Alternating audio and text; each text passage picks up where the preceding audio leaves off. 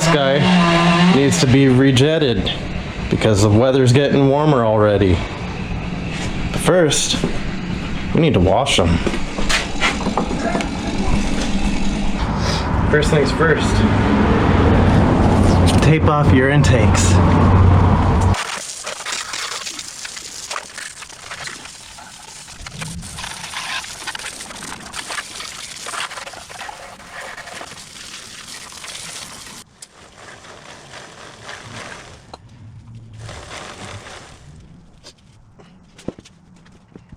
Kind of rigged up this funnel to make it a little easier to do the oil change. Oh dang, that's on there tight.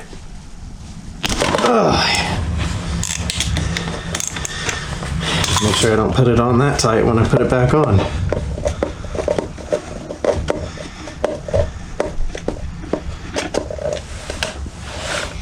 Alright, yeah, I had a feeling it was going to be nice and gray. So one thing I'm going to do before I refill it with oil is zip tie my clutch down. And the reason for that is when I had gotten this bike back, it had sat long enough that the clutch plates and fibers, I'm inclined to believe, were a little bit dry. So I'm gonna kind of, not forcibly, but make a little space between them and have the clutch opened up so that when I pour new oil in there, it dumps straight into the clutch plates. So my theory is I can hopefully get some fresh oil in between them, because the problem I was experiencing was a ton of clutch drag. But what I noticed was if I revved it out and pulled the clutch, the drag would almost stop. So, and also, if you look in there, see if I can get a good view on this. If you look in there, I don't know how well you can, there we go. There's not really any notching on the basket that I can see.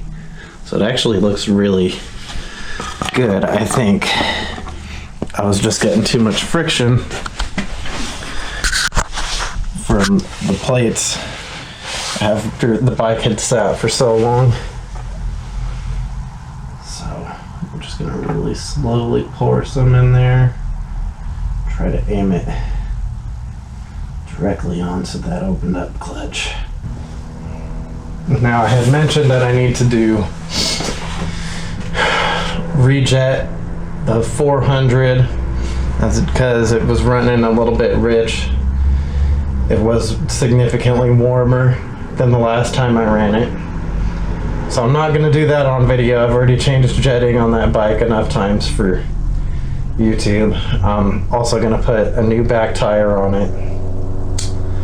That way next time my brother-in-law rides with us, he'll have a fully good running bike with a fresh back tire. So there we have it. A little bit of easy, fresh maintenance. Washed both the bikes yesterday, lubed up the chains. The KTM was really needing that oil change. I'm probably going to do an oil change every couple rides until everything really is fully lubed up. So yeah, that's it.